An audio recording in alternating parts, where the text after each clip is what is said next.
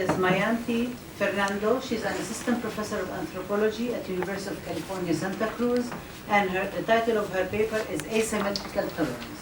Thank you. Je voudrais d'abord remercier les organisateurs, Hatem, Ramon et Alexandra, et vous, le public, mais je vais parler en anglais de ce que j'appelle la tolérance asymétrique. Vous m'entendez? Over the past decade, the treatment of gays and lesbians has become a defining feature of the Clash of Civilizations discourse, a way of distinguishing the progressive West from the backward West, and especially from Muslim societies. Muslim intolerance, Muslims' ostensible homophobia, but also their misogyny and anti-Semitism too. Muslim intolerance has increasingly come to provide the grounds for the political, cultural, and physical exclusion of Muslims from France and from Europe more broadly. Muslims are compelled to prove their secularity, their modernity, and their commensurability by signaling their comfort with certain forms of sexual freedom or sexual norms, depending on how you look at it. Conversely, Muslim intolerance of these sexual freedoms has led to claims across the political spectrum that liberal Europe has tolerated Muslim intolerance for too long, jeopardizing purported European values like freedom, equality, and tolerance itself. In France, where tolerance is glossed as respect de l'autre, or respect for others, politicians and pundits have asserted, paradoxically, that Muslims will only be tolerated when they prove themselves tolerant. This paper examines the political work done by the discourse of tolerance and respect de l'autre.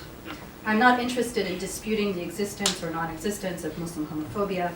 What I am interested in is the asymmetrical distribution of the imperative to tolerate, and the dissimulations this imperative produces in its wake. Late liberalism's complicated relationship with its queer and Muslim subjects has been the site of recent theorizing by Judith Butler, Jasper Puar, Christine Delphi, and Joseph Massad, who rightly regard the secular state's embrace of certain queer subjects and the emergence of homonormative and homo-nationalist ideologies on the one hand, and the production of Muslims as irrevocably homophobic on the other, as twin processes. This paper overlaps with and expands such theorizing. I first examined recent debates about same-sex marriage, mariage pour tous, and same-sex adoption, l'homoparentalité, in France, attending to the way in which Muslim opposition to same-sex marriage is constituted as a civilizational problem, while Catholic opposition is figured as a political disagreement. And that's the first asymmetry.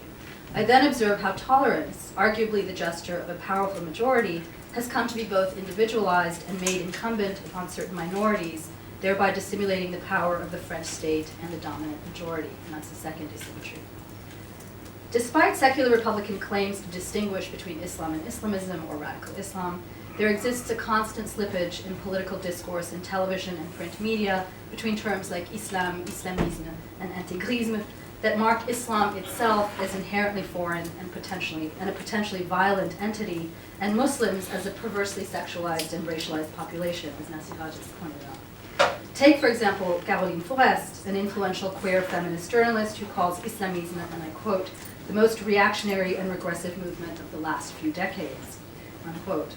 In 2006, when Muslims in France condemned the publication of caricatures of the Prophet Muhammad, Forest wondered, and I quote again, if these two pillars, the law of 1905 and the freedom of expression, if these two pillars fall or at least begin to crumble, with what weapon shall we defend ourselves against an obscurantism that is none other than a new totalitarianism, unquote. Now, Forest is hardly alone in wondering about the future of secular Europe. Writing immediately after Dutch filmmaker Theo van Gogh's assassination in 2004, Daniel Schinderman, a left-leaning French media critic and journalist, insisted on the indispensable value of freedom of expression. He warned the French should pay attention to Holland's problems, suggesting that all that France takes for granted, quote, may be taken away from us, unquote, presumably by Muslims. The Franco-German channel Arte was more succinct. Anne-Sophie Mercier opened a 2005 episode of the Forum des Européens with the broad question, is Islam soluble in modernity? Islam est-il soluble dans la modernité? For many Republican and liberal critics, Muslim obscurantism and Muslim intolerance, more so than the intolerant obscurantism of any other group, endangers the very future of the fabric of Europe. Concomitantly, Muslim disapproval of homosexuality and Muslim opposition to same-sex marriage are interpreted as signs of a moral qua-civilizational clash between Islamism, or simply Islam, and Enlightenment Europe. Contrast this bombastic civilizational rhetoric with how Republican politicians and the French media take up non-Muslim opposition to same-sex marriage and to homosexuality more generally. After all, Muslims do not have a lock on homophobia. The 1999 debate on the legalization of civil unions, or the PACS, reactions to the 2004 Chapin-Charpentier same-sex marriage in Bègle, conducted by Noël Lamère, and more recent debates on the legalization of same-sex marriage and same-sex adoption have made this clear. The recent debate on same-sex marriage is instructive. It illustrates both the nature of conservative opposition to same-sex marriage and how many progressive Republicans nonetheless understand this opposition as a political disagreement rather than a form of civilizational difference. To recap, in November 2012, the Socialist Party introduced a bill legalizing same-sex marriage and same-sex adoption. Opposition was fierce. The UMP strongly contested the law.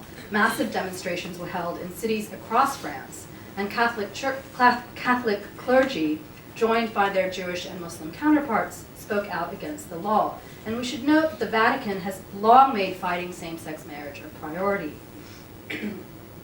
This opposition, as in past debates about the PACS, was couched in terms of sexual difference and filiation. Declared Frigide Barjot, one of the principal organizers of the demonstration against the law, termed many pour tous, the demonstrations for all, the problem, and this is her quote, "The problem is not homosexuality, but human filiation," unquote. Echoing Pope Benedict XVI's discourse of human ecology, Barjot continued, and I quote, "To make a child, you need a man and a woman, making gay parenting totally contrary to reality," unquote. Opponents of same-sex marriage and adoption repeatedly invoke their concern for the well-being of the family, the basic unit of society, and for the integrity of natural procreation. Declared Christian bioethicist Jean-René Binet, and I quote, "If there is such passion on the part of the French in the debate on marriage for all, it is precisely because they feel that what is hidden behind the problem goes far beyond the question of marriage, love, and sexuality. The real issue is the structure of filiation and of transmission within our society," unquote. Binet thereby contended that the debate was not about homosexuality or homophobia, but about attempts to create, quote, "a totally artificial structure of filiation based on individual will," unquote. Those who view homosexual marriage and procreation as the those who view heterosexual marriage and procreation as the basis of human society thus refuse to see themselves as homophobic. Interestingly, many mainstream proponents of the law agreed, painting opposition to the law as political, not civilizational, and as entirely normal and justifiable.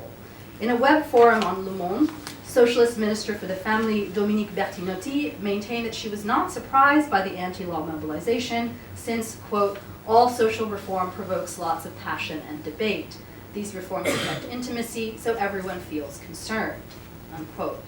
Asked if there was a homophobic climate in France, Bertinotti responded that only after the debate had reached its limits and ended in the National Assembly and Senate did we see a rise in homophobic remarks. Thus, the preceding 5 months of massive opposition to the law, based on heterosexist and Catholic notions of natural law and filiation, did not, for Bertinotti, constitute a climate of homophobia, only of passionate debate. The division between mainstream opponents and proponents of same-sex marriage remained an inherently political rather than civilizational gap between right and left. Some left-leaning commentators even contended that UMP's opposition to the law wasn't really about homophobia at all. It was simply a way to distinguish right and left, given their indistinguishable positions on immigration, the economy, and national security. Despite their willingness to discriminate against gays and lesbians then, politicians on the right remained fundamentally within the moral and political fold of France and of Europe. Their Frenchness and Europeanness was rarely questioned by the mainstream left or even the media. Indeed, mainstream media and socialist politicians often conceived parliamentary discourse and public demonstrations against same-sex marriage and adoption to be constitutive of rather than counter to French democracy.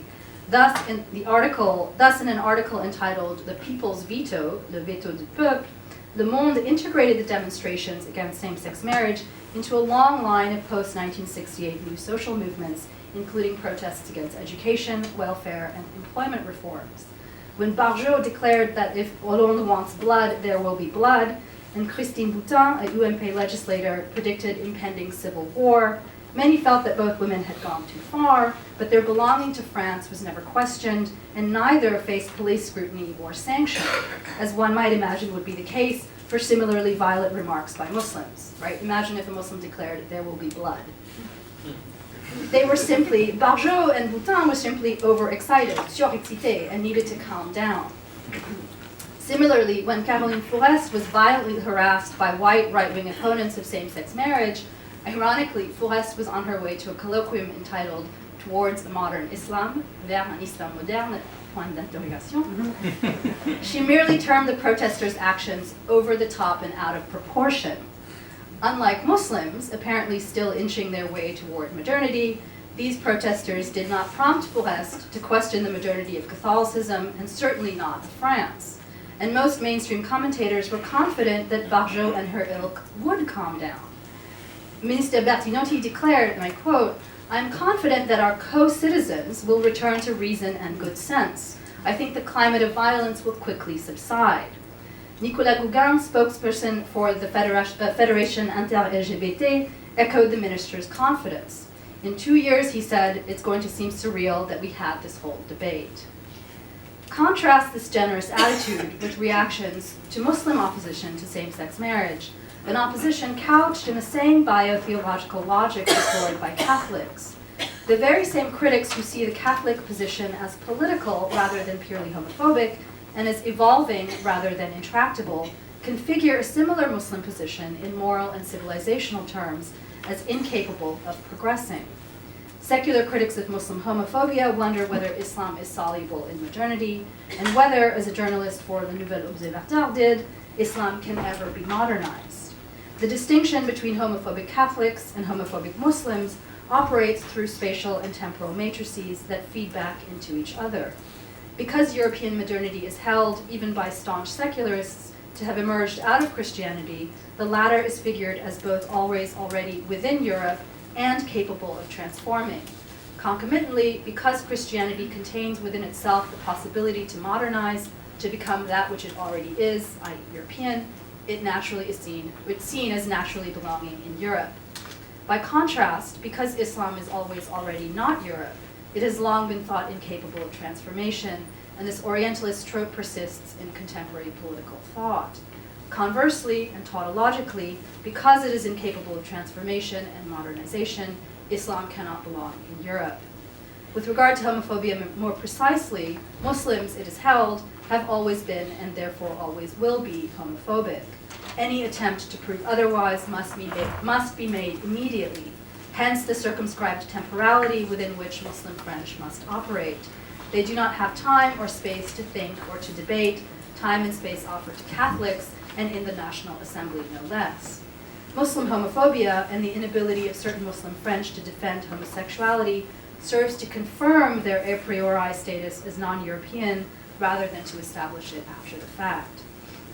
Now I recognize, of course, that many of the secular critics of Muslim intolerance find the Church, the Catholic Church, and the UMP just as intolerant. But neither Catholic bishops nor conservative French politicians and activists have had their belonging to France and to Europe questioned.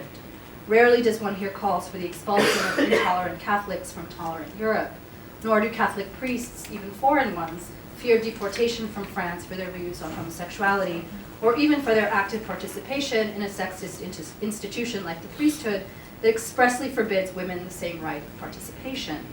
Immigrant imams, on the other hand, can be and have been deported for their views on women and gays.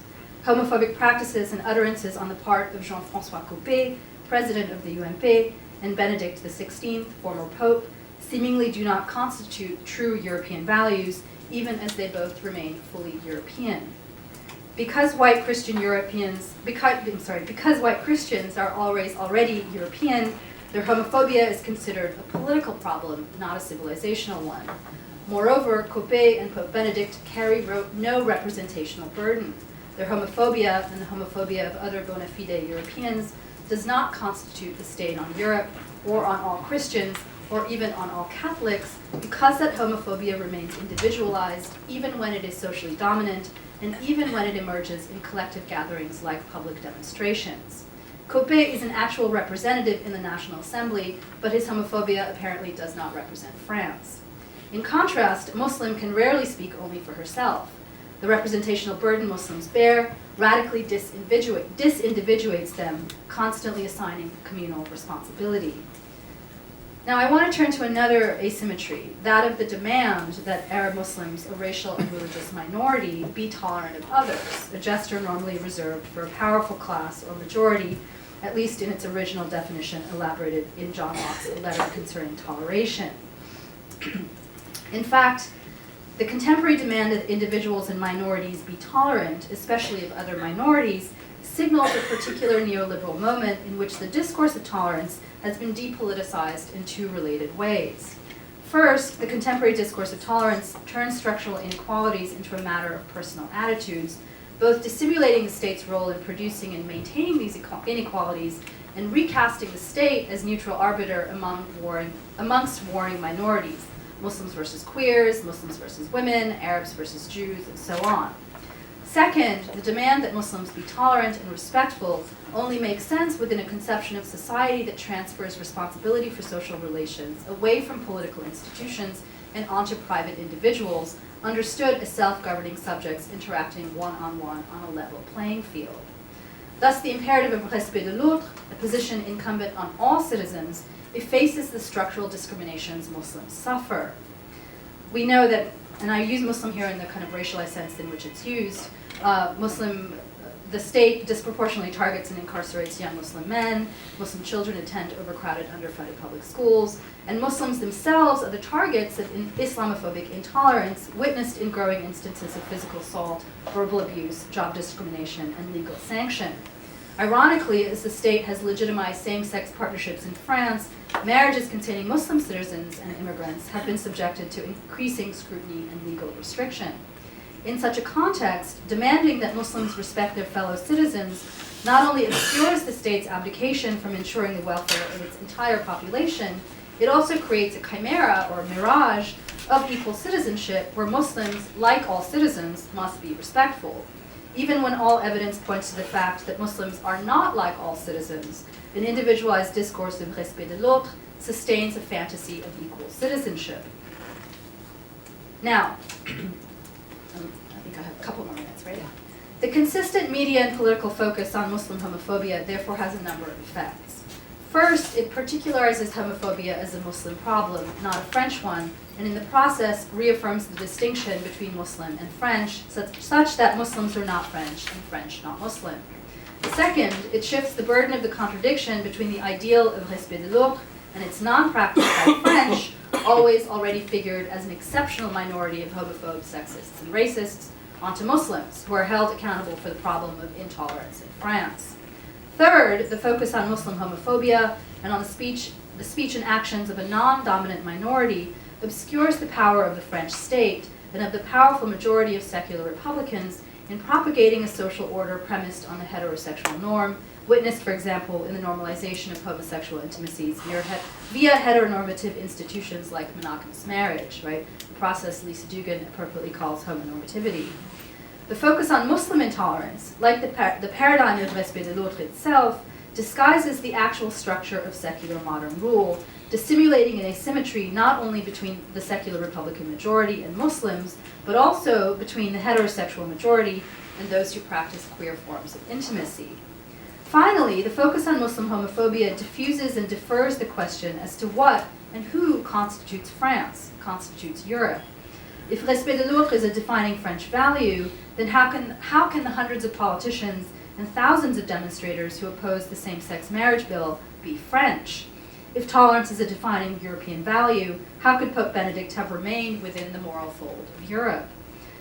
Europeans may demand that immigrants assimilate into European norms and values, and may take Muslims to task for not inhabiting those norms and values, but what those values are, and what Europe stands for, and who counts as European, are not as evident as the reigning discourse of European values and European civilization would make it seem. The anxious reiteration of French values and European values and of cultural homogeneity signals not an existing fact, but its discursive, legal, and political production. And I'll end here. There remains a performative quality to the discourse of French and European values, and to France and Europe itself, one that reveals the fundamental instability, indeed non-existence, of a unified French or European identity. And I think what the discourse of Muslim homophobia and Muslim intolerance reveals is both the tenuousness of France and how the very tenuousness, the very tensions of France are displaced onto Muslims so as to consolidate a unified, if contradictory, secular national formation. Thank you.